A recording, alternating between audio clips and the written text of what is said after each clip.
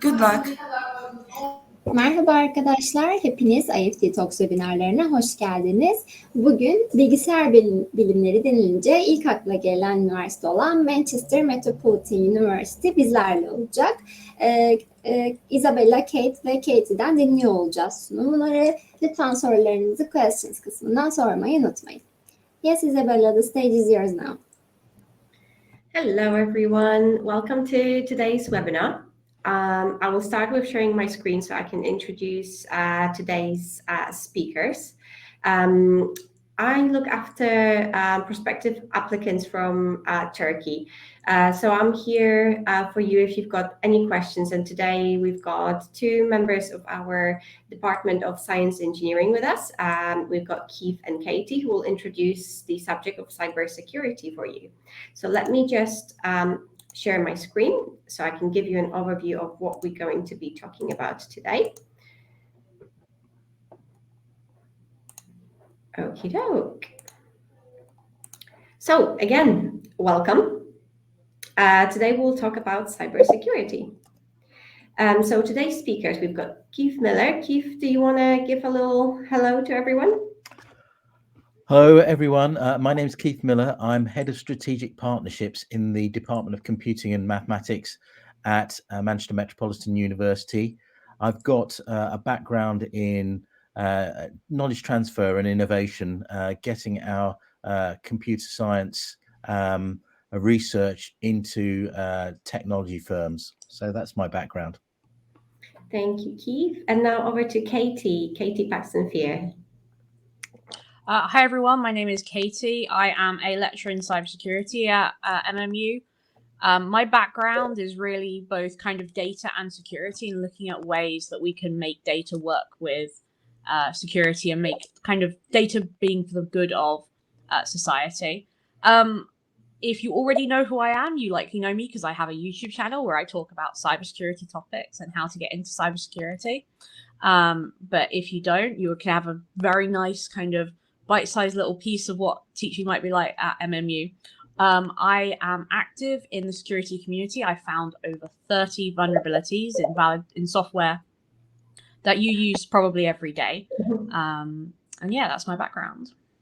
Thank you, Katie. And yes, I've already introduced myself. I'm here just to support the webinar, and then any questions, we've got kind of general questions about studying with us. So today we've had the introduction. We'll look at why cybersecurity, why you might be considering studying this area and why you should. We'll look at research and expertise at Manchester Met. We'll give you an overview of the three main courses, study levels that we offer at Manchester Met.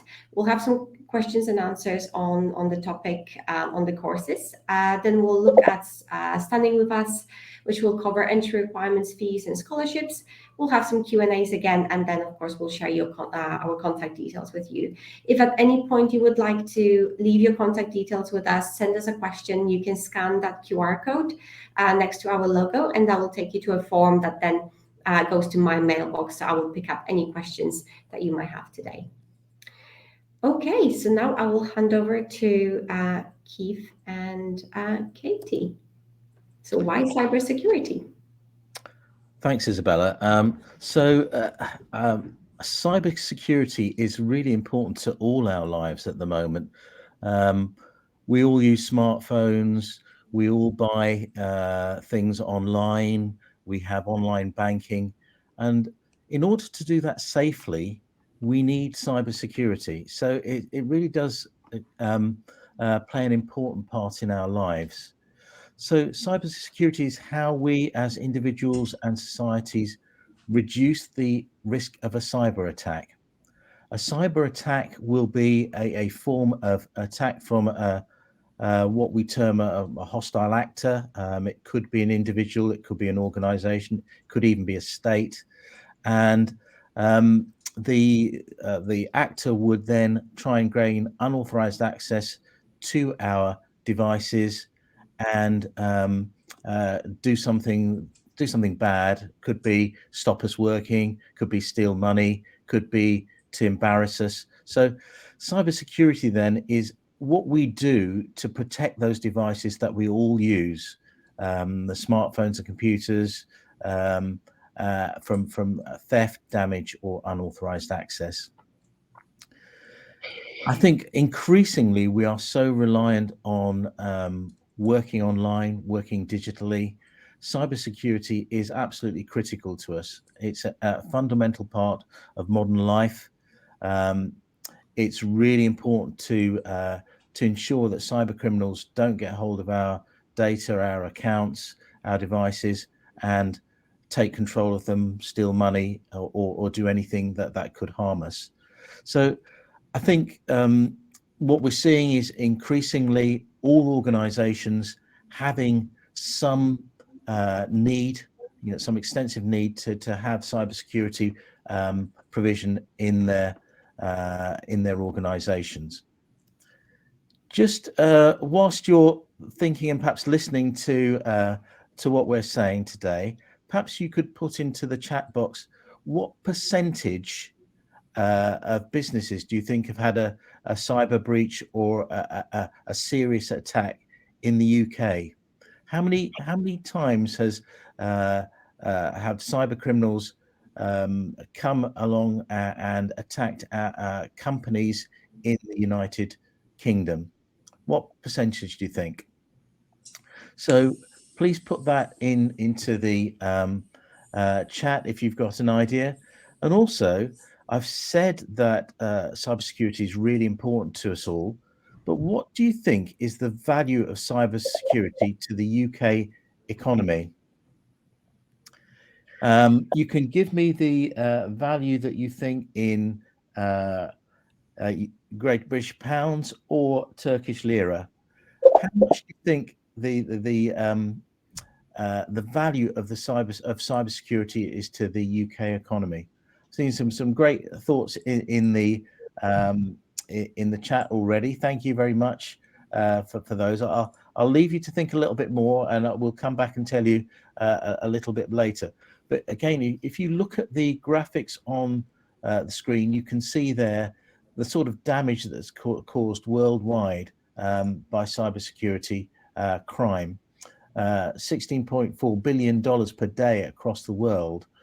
And you can see that the real impact that cyber breaches have to the economy. So next slide, please, Isabella, and Katie will tell you a little bit more about why cybersecurity. So I am very much into the data. So here is some lovely graphs. What we're seeing in terms of trends in cybersecurity is it's becoming more and more important because the number of security incidents literally is just going up. When we look at like a bunch of statistics, it's becoming more and more and more common. And actually, it's not just kind of what we might see as traditional cybersecurity attacks. We're actually even seeing cyber warfare being used and things like critical national infrastructure. So, for example, a few years ago, there was a computer worm called Stuxnet. And what Stuxnet did is that it was targeting Iranian nuclear facilities. And all it would do is spin centrifuges a little bit faster than they were supposed to and break them. So when we think about security, we're often thinking about, hackers, basement, black hoodie, doesn't leave the house ever. But actually, security is becoming more and more not just an issue of like individuals, but actually of governments as well. And actually, a lot of governments are really, really investing in security because we need those cyber defenders to come in when companies have had breaches, but also when the government is under attack and really provide that backup. And the impact we're seeing is just becoming more and more. A really popular trend in the past few years has been ransomware. So that's where you download a virus, and instead of doing something like giving you a bunch of pop-ups, instead that virus will encrypt all of your files so you can't access them. And it will say, hey, if you pay me money, I will unencrypt these files for you. And that's really profitable. Like, that's very profitable for attackers. So we're seeing a much more direct impacts, particularly financial impacts. We're seeing greater kind of government investment in it.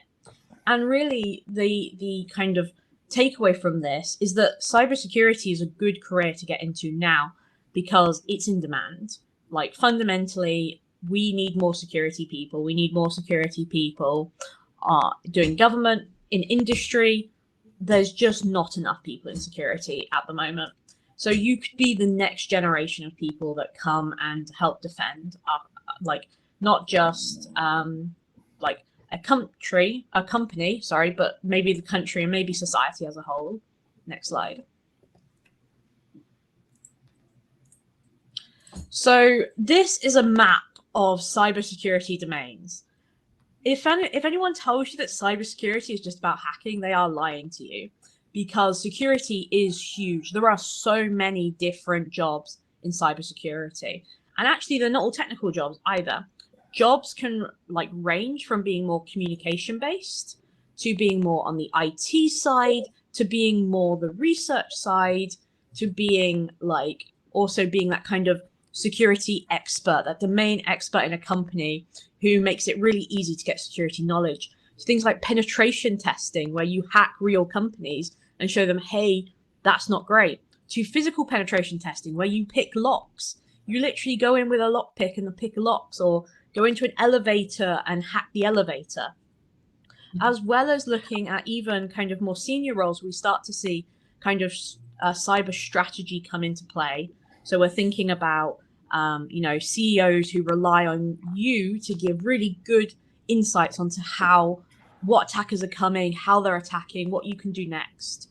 And also, kind of day-to-day security operations, doing the kind of legwork of how you defend an organization, putting up firewalls, hacking companies, etc. So there's such a big range of jobs that range from technical to maybe more communication skills, to more kind of getting the word out to people, to more about management. So it's such a huge domain.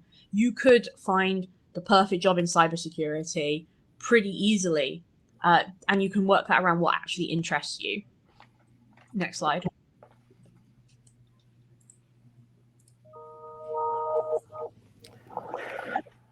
And next slide, please. So we'll tell you a little bit about the cybersecurity research and expertise that we have at Manchester Metropolitan University. One of the things that we are involved in is something called the Greater Manchester Cyber Foundry. This is a project that transfers research from that's done in universities in Greater Manchester, and transfers it to small and medium-sized companies. And Manchester Metropolitan University is leading a consortium that includes Lancaster University, Manchester University, and Salford University. And the aim is to create new cyber-based products that will help the companies grow. So far, we have created 45 new cyber products and services for these small companies, and had a real impact on the economy in Greater Manchester. Some of the things that we've done relate to Internet of Things security, blockchain security, and security by design. An example of one of the projects that we've done is a company that takes data feeds from a whole variety of prices, from weather, news, all these sorts of things, and uses AI to predict energy demand. It's all about energy. It's an energy pricing system, and in this particular system, we've brought in cybersecurity to protect the data feeds into that AI system and help improve its resilience. So we're having a real impact on companies in the local area, and we work closely with them. We've also been involved in a project called the Institute of Coding. This is a government-backed scheme to improve the quality of university teaching in computer science, and also increase the number of people coming in to study computer science. And one of the strong areas where we've had an impact is in cybersecurity. And all that expertise that we've got from the Institute of Coding. We are one of the 5 universities leading the scheme. We can bring into our courses. And of course, what we are aiming to do is to work within the city. Manchester is a very important digital city. It's named as Europe's fastest growing tech hub. And also in the recent survey by Tech Nation, which is an independent group that surveys technology in the UK, it's identified Manchester as the tech capital of the UK. And in particular, we have some very important cybersecurity companies.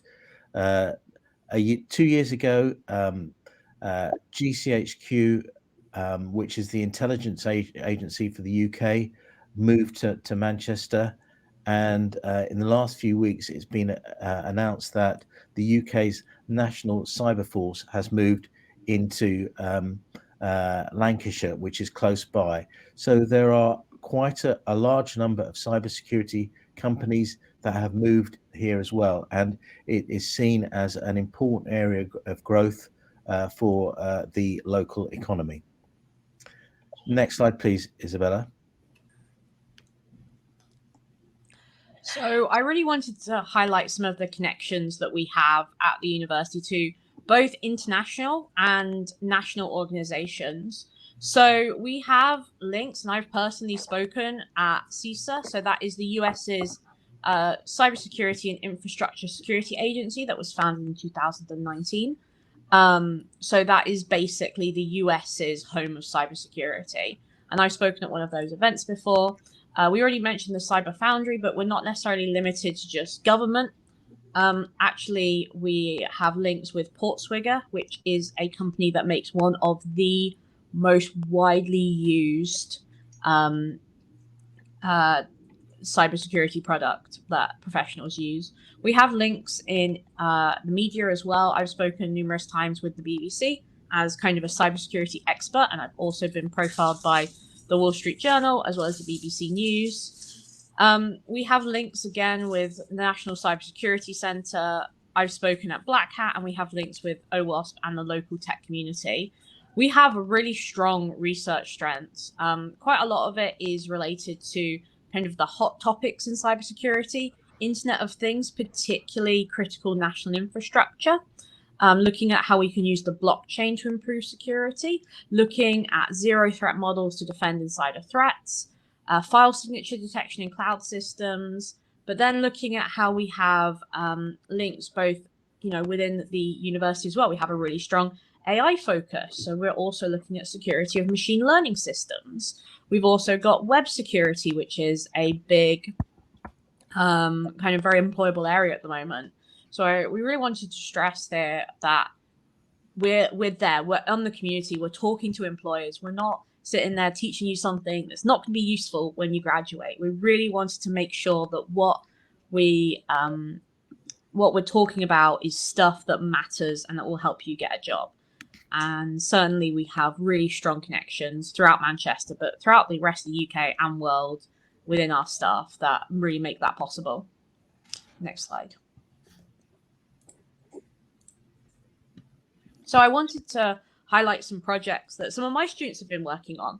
So some of my kind of research focus, so doing things with other members of staff, I actually had a look at how we can understand how cults isolate members.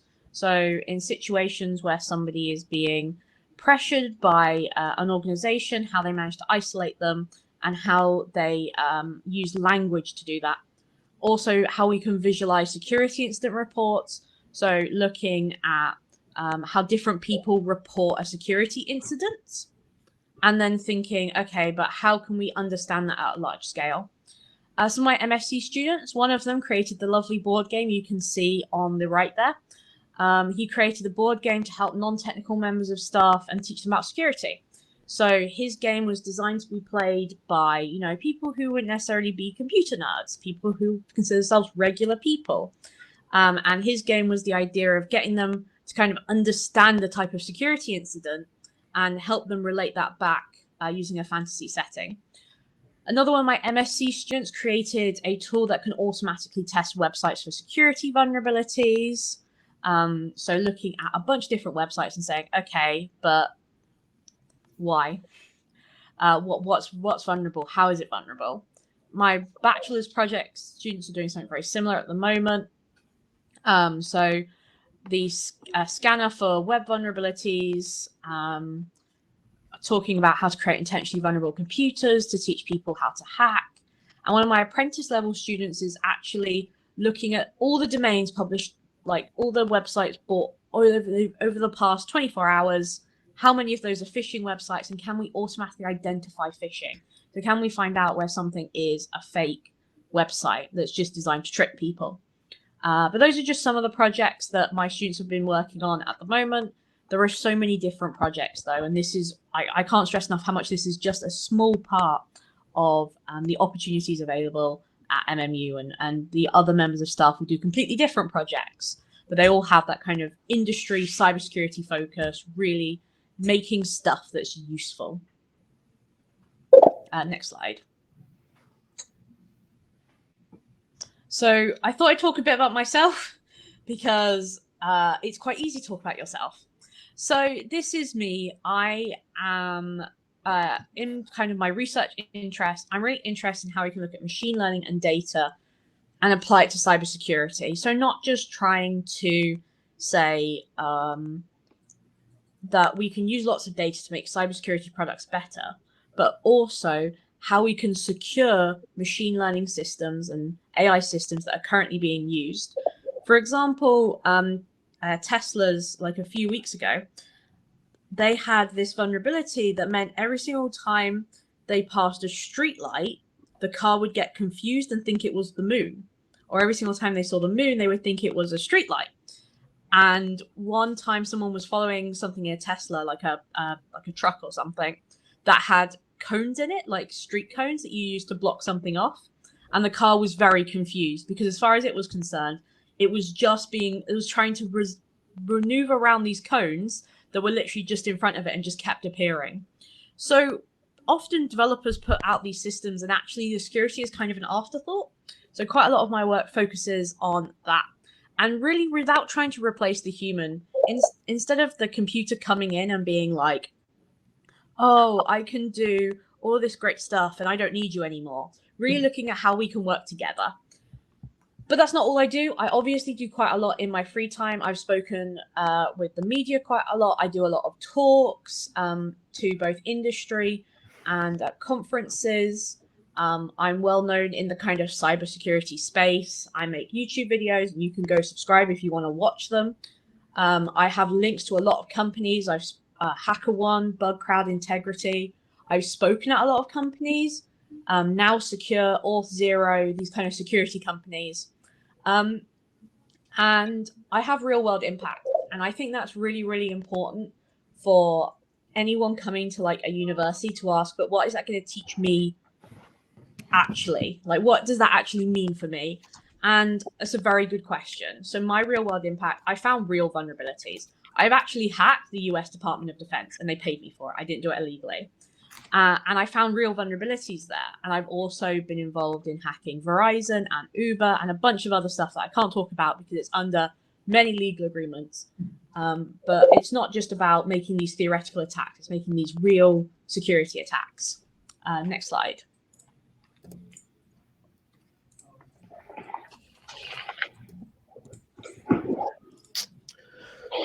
So just to tell you a little bit more about the department, I've already mentioned that Manchester is a strong digital city, and I thought Katie's work and how she described it with security companies was fantastic, by the way.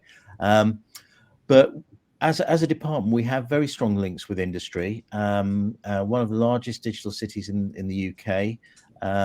We have a strong emphasis on quality and professional recognition.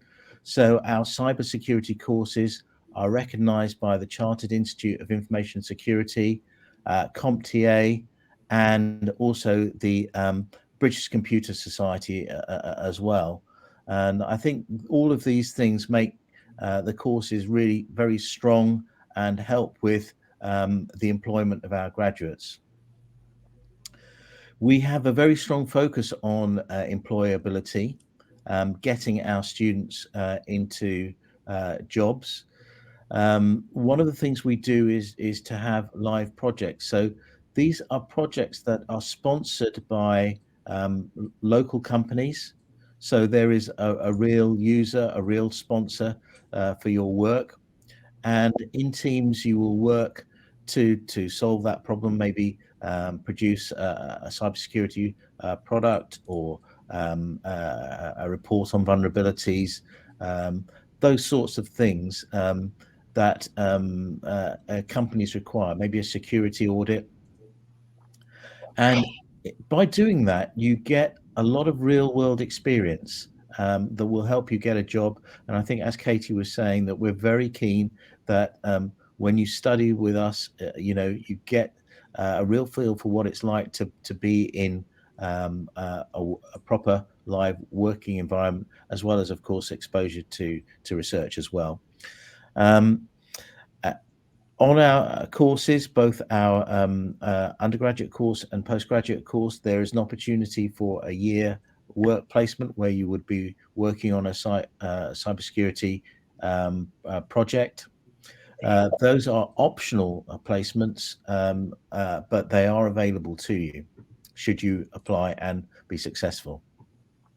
As you would expect, we've got excellent facilities, 13 high-spec and dedicated computer labs with specialist facilities for things like games, animation and robotics. And we have state-of-the-art lecture theatres, and I think very important, particularly for international students, we have a lecture capture system. This means that you can go and review the lectures afterwards. You can rewatch parts of the lecture or all of the lecture, so that it will help improve your understanding.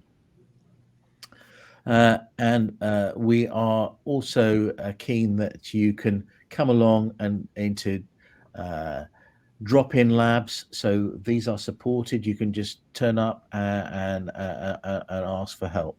So there's a lot that we do to help support you whilst you're on your course, and also give you exposure to real-world experiences. Next slide, please.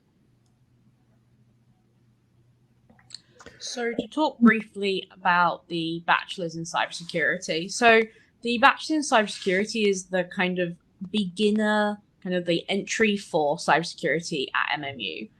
You certainly don't need to do the bachelor's to do the MSc, but it's that kind of basic fundamentals. Quite a lot of it is going to be fundamentals of security. We want to expose you to a bunch of different types of jobs and security stuff, so you figure out what really you're passionate about.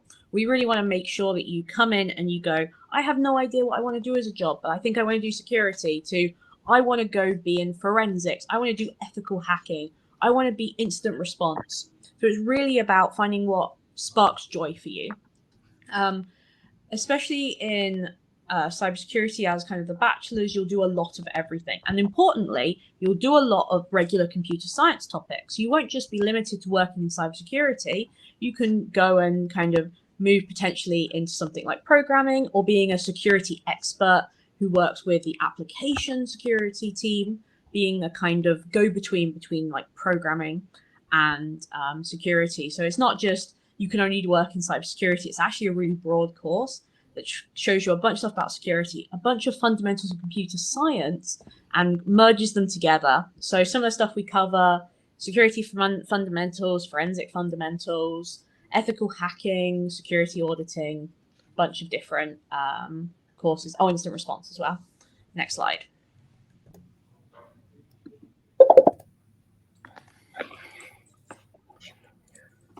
So our MSc Cybersecurity is a more advanced course. It will help students learn the key skills that employers are looking for. We invest a lot in hardware and software, so that when you come and study with us, you are using the same software that's used in industry. The MSc includes a 1-year optional placement, as I said, and I think the placement would give you an additional advantage in terms of employment.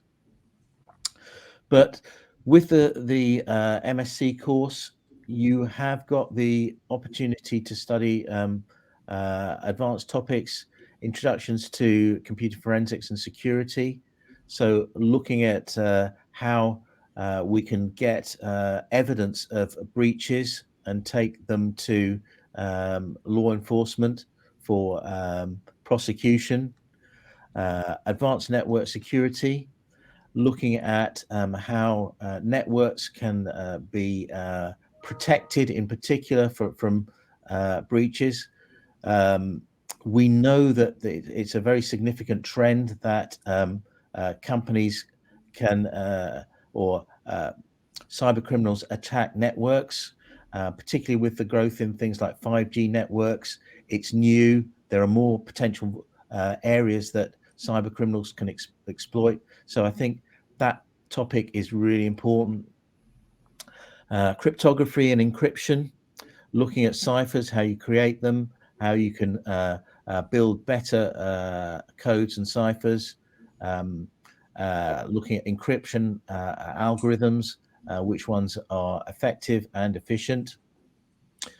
And again, the advanced computer networks and operating systems, which is a foundation topic to ensure that you can have all the understanding you need to protect networks.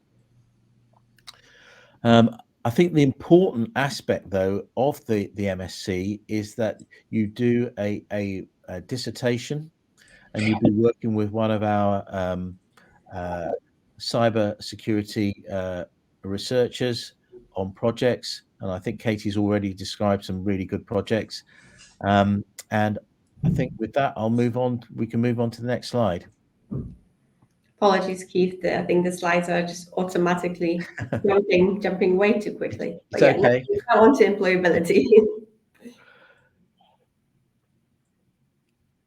Kate, so as we've said, it's really important that we make sure that our students leave and are able to get a great job when they leave. And in fact, most of our cybersecurity students will not be thinking about getting a job. It'll be which job they would like to get, and they really are very careful to choose ones that will help them advance their careers.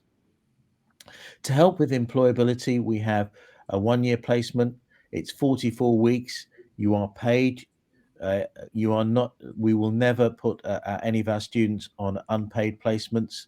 The potential earning there is an average. Cybersecurity tends to be a little bit better paid, and I think we see advantages for both students and employers. For the students, obviously getting experience of real world working, but employers often use the placement as a way of recruiting students, and many students who go on placements go back to work for the same employers. Within our courses, we have a lot of employability support. At the start of your course, we will help you develop 5-year career plans that will take you to your first job and then support you as you go into mid-career, thinking about the things you need to do, things that you need to learn to develop your career in the short and medium term. We help you with a job and placement search to find a job and a placement. We help you with CVs. We give you advice on interviews and writing job applications as well. So there's a lot of support. And as you can see from the company's logos, many students go on to work in major companies like IBM, Intel, AstraZeneca, and GCHQ. So I think there's a lot of support available to you if you come and study with us to get that first job. Next slide, please. So I know this won't really apply to majority of you, but I did want to just speak briefly about what doing a PhD is like. So if you're thinking about doing a PhD, maybe you already have an MSc, maybe you're really interested in that cutting edge cybersecurity work, you can totally come do a PhD with us. What you will need to do is you will need to have an idea of what you want your project to be and have a talk with another member of staff. Some of the projects that we can support: threat intelligence, risk management, and security resilience, more on the kind of managementy side. We can also look into things like cryptocurrency. Our primary kind of focus is IoT, Industry 4.0, critical national infrastructure. So thinking like smart factories and how they will be unsecure. Looking at some of our more collaborative work, we're looking at into artificial intelligence within the university, but also network security, identity management, cryptography. We can support quite a lot of projects because we have a lot of members of staff that do really interesting work. But if that's something you're interested in, please do have a chat with us. There's a great video, a resource, so you're thinking about doing a PhD, that will kind of walk you through the step and give you an idea of exactly what you can do and how you need to do it.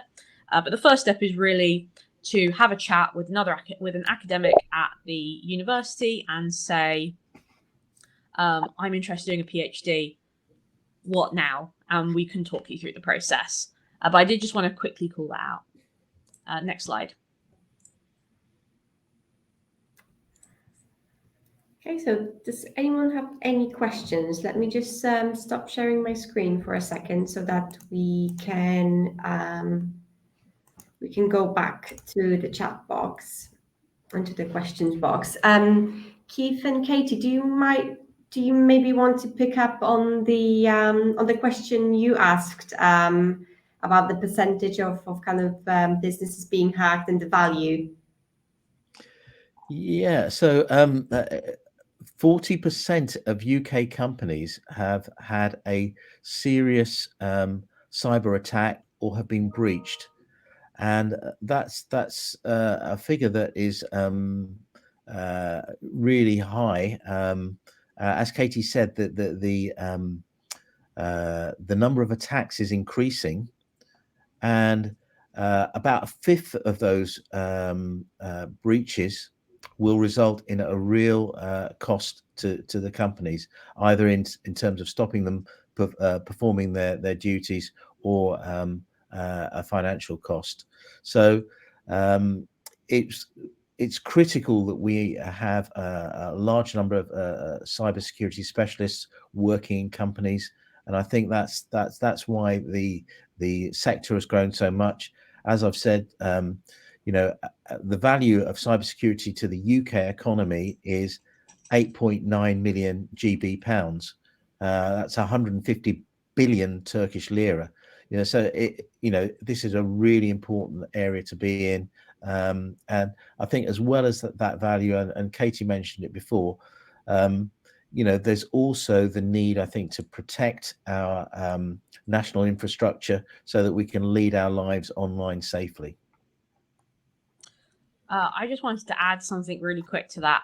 So just this week, I've been taking first-year students who are new to the university. It's only their first year. They've done about 2-3 months with us at the moment. They are already hacking into computers, and a lot of them are very surprised with how easy it is. So I think should you choose to do a degree with MMU, or even if you choose to go into cybersecurity in general, I think it will become abundantly clear just why that number is so high, simply because a lot of companies are kind of treating security as an afterthought rather than as a priority. So even first-year students who are only doing their first few hours of hacking can break into a computer system, and they don't find it particularly difficult, which is a bit spooky, really. Thank you. Great. We've got a few questions in the chat. So do we have a chance to work during study? I think you mean work alongside your studies rather than placements, and that is possible. And maybe Isabella can pick up on some of the. In fact, I think you maybe be picking up a few of the questions in the chat, like IELTS scores and entry requirements. Exactly. That's basically I guess the next section of our talk today is the more kind of the practical information in terms of, if this talk has inspired you, then what to do next? How do I apply, and what do I need to apply? And let me again go back to sharing my screen.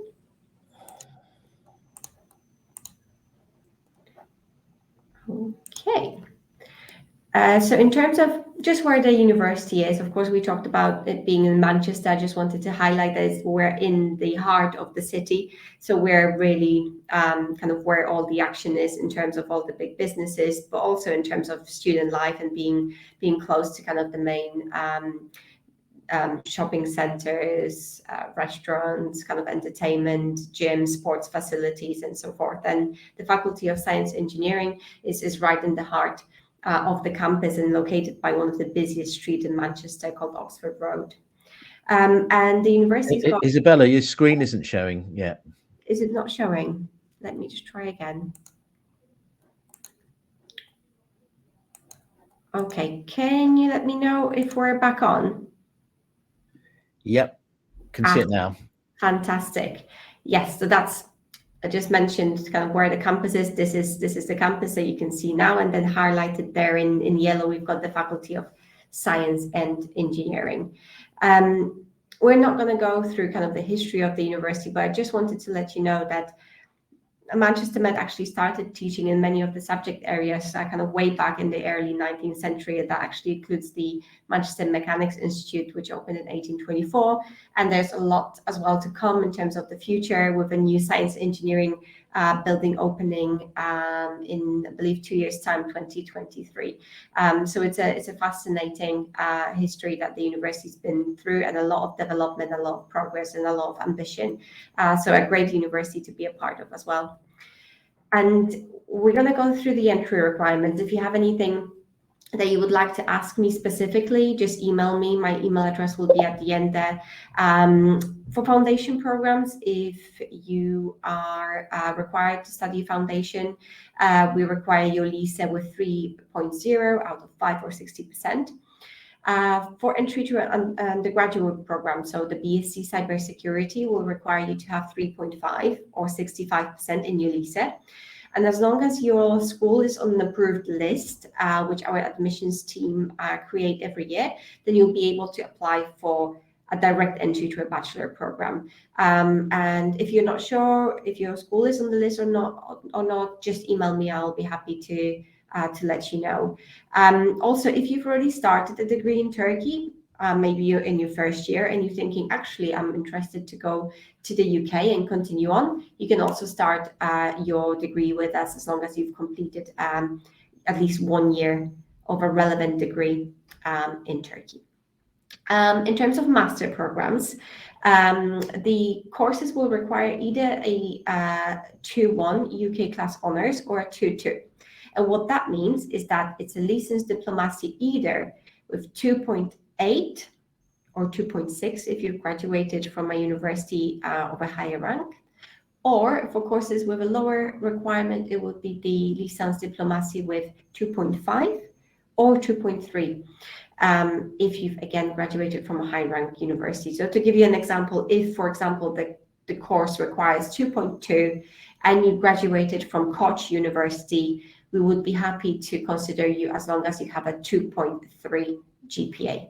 But again, if you've got a specific question regarding your university and if it's on the list or not, just get in touch with me and I'll clarify.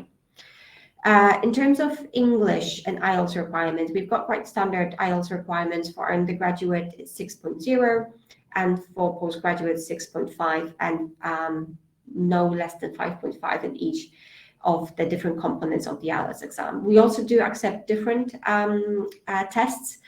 There is quite a long list of tests that we now accept. And we also have a language center which offers pre-sessional programs.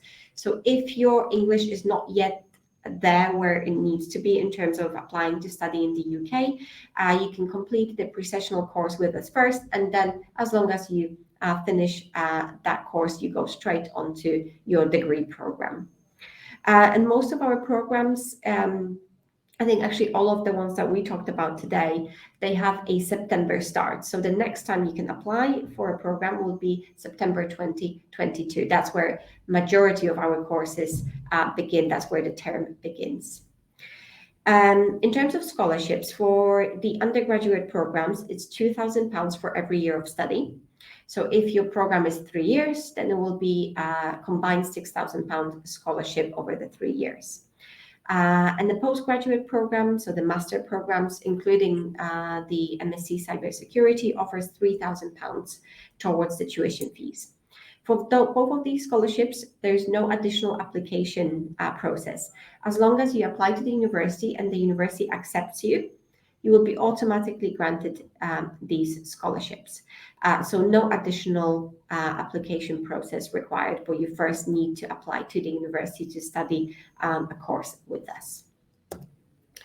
And I wanted to also introduce you to one of our alumni and also our international students. So we've got just over 2,750 international students from lots of different countries.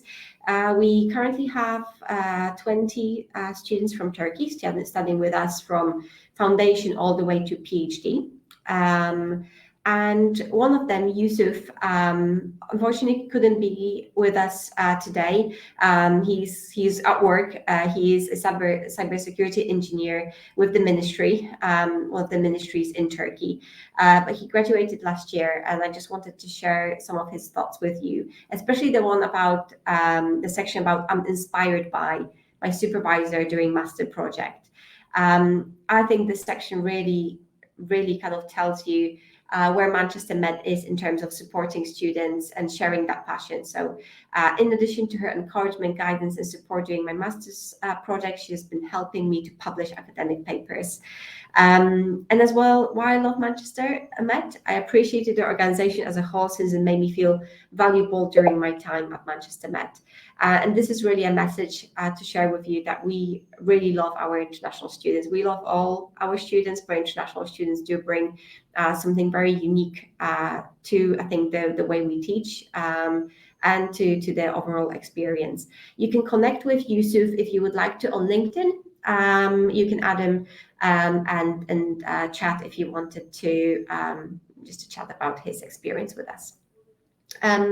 So let me go back to the questions as well that we had. I'm sharing you here my email address. And also, I would definitely like to encourage you to chat to our current students. So, of course, I introduce you to Yusuf, but we also have lots of current students that are studying with us at the moment that you can chat to. All you need to do is just when you go into the website, you get a little pop-up chat to us box. You click chat now. You can select a course that you would be interested to speak to a student on, or nationality. And you can just get an idea of what it's like to study, for example, in the science engineering faculty. Okay, so let me just stop sharing my screen so we can get back to some of those questions. Hopefully we've covered everything. So let me have a look now. Let's go from the bottom. So could you please share master's program fees list? Okay, so the fees will vary between 16,500 to 18,500. So I'll put that in the chat box for you now. And that's a fee per year. You, of course, will also have the cost of accommodation, the general living costs. The UK government actually has a recommendation and almost a requirement for you to have a certain amount to cover yourself basically while you study in the UK. And the UK government's recommendation is around £1,000 per month. So you need to be ready basically to have at least around kind of a £10,000, which will cover a course up to 9 months, which is kind of the maximum that the UK government will ask you to have, plus the tuition fees. So altogether, you're looking at least £25,000 and a little bit more, depending, of course, on things like accommodation. If you choose a more luxurious kind of option for accommodation, then it will be a little bit more expensive. But the good thing is that Manchester is a very affordable student city, one of the most affordable, especially taking the size and the opportunities here. And I've mentioned the scholarships, that we had that question as well. The minimum GPA IELTS scores for master programs. Hopefully we've covered that for Merve. Eda asked about conditional acceptance if you can get the required IELTS. Yes. If you currently do not have the required IELTS score, the university will issue a conditional offer, and the condition would be, of course, to get the required IELTS score, or to possibly take a pre-sessional English program with us first and then join the masters. Yes, then we have Etcha asking about the chance to work during your study. So as Keith mentioned, I guess there's two aspects of work. So you've got work as life kind of projects as part of the curriculum, as part of the course, and placements. And you, of course, also have casual work, which you can do on a student visa.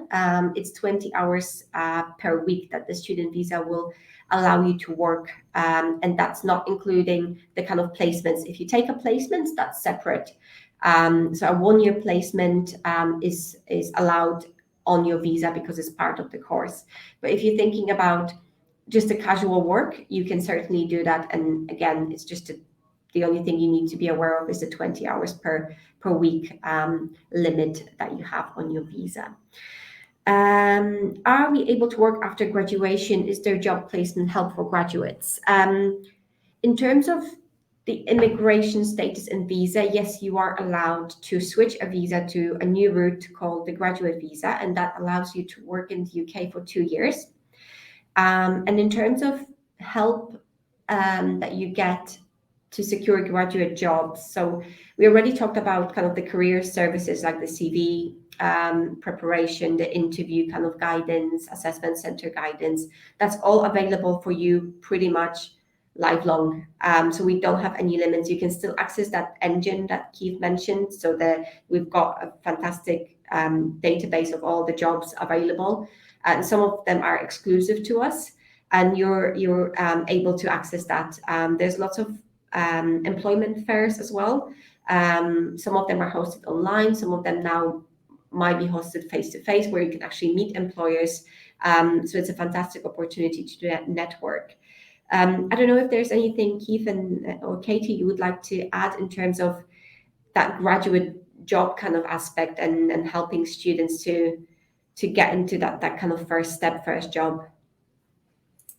Yeah, I can talk a bit about this because at the moment I'm teaching first-year students, and this is obviously a big concern of theirs because that's the reason why you go to university, to try and get a job afterwards. And my advice is networks is so key. Like, I cannot stress how many times that cybersecurity people get offered jobs, not because they've applied to them, but because they have a friend who's hiring.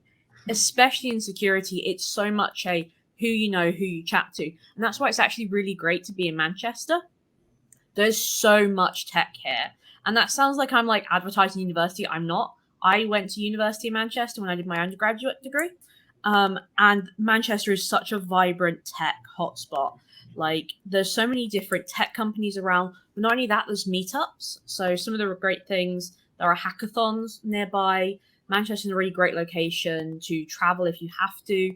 There are DEF CON groups in Manchester, which are cybersecurity meetups. There's also web security meetup groups. There are like people just being developers who meet together. There's so much happening in Manchester.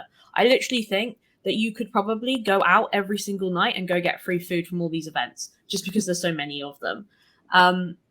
But it's really important to make those networks. And I think especially having like a degree focused on industry and really making sure you're prepped for industry can be huge in starting those networks now when you're like, you've got a lot of time as a student, because you're not going to be teaching or being taught constantly. You're just not.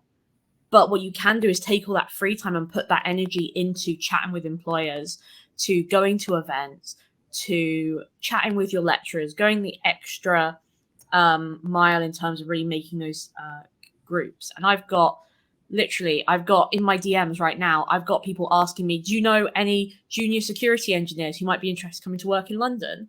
So it's really not something where, like, getting involved and being available and networking is just so key, especially in getting into security. I really recommend, chatting with people. And certainly, like my friends who I went to university with, some of them ended up in security, some of them didn't, but they are like lifelong friends of mine. And I will always respect that friendship that we really had in university. It was a fantastic experience. Thank you both. I just wonder, I'm just going to have a look if there are any more questions. So we had Sema asking about the admission process and how long that might take.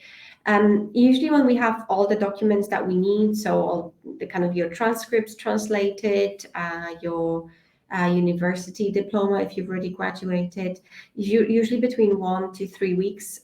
It depends on the time of the year. So for example, in a quiet time where we don't, for example, are processing applications, like now, for example, we have some January courses that's starting in, January 22. So we're quite busy with those. So now it might probably take 2 to 3 weeks.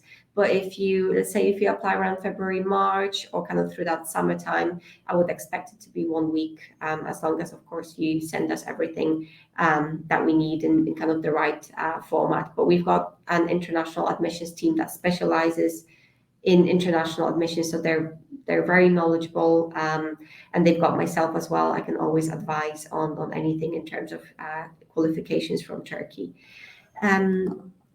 Do we have, I think that's it in terms of questions. So I think Zainab, I think on that note, we probably can start closing the session. And I just wanted to thank you to Keith and Katie. I think that was a really inspiring talk. And I think it really shows how current the topic is, and also how relevant it is to kind of what we do and the impact that the university kind of makes on the local community, Manchester, but also UK and worldwide. So I think fantastic talk. Yes, thank you very much for the great presentation there, Isabella, Keith, and Katie. It was yet another informative session. You covered all of the questions. Thank you for your answers too. Also, could you please share an email address on the chat box so that the participants can directly contact you if they have any additional questions? Of course, I will do that now. Thanks very much, everybody, for listening. We hope you inspired to come and study cybersecurity with us at Manchester Met. Yes, also I would like to thank the participants in Turkish as well. Katıldığınız için teşekkür ederiz arkadaşlar. Umarız sizin için de faydalı bir webinar olmuştur. Manchester Metropolitan University ile ilgili diğer sorularınız için chat kısmında paylaşılmış olan mail adresinden Isabella'ya ulaşabilirsiniz. Yarınki webinarlarımızda görüşmek üzere. Thank you very much again, you guys. It was a pleasure to have you in IEFT Talks. Thank you so much, and thank you to IEFT for organizing. Thank you. Take care. Thanks, everyone. Bye-bye. Have a great day. Thank you. Take care. Bye.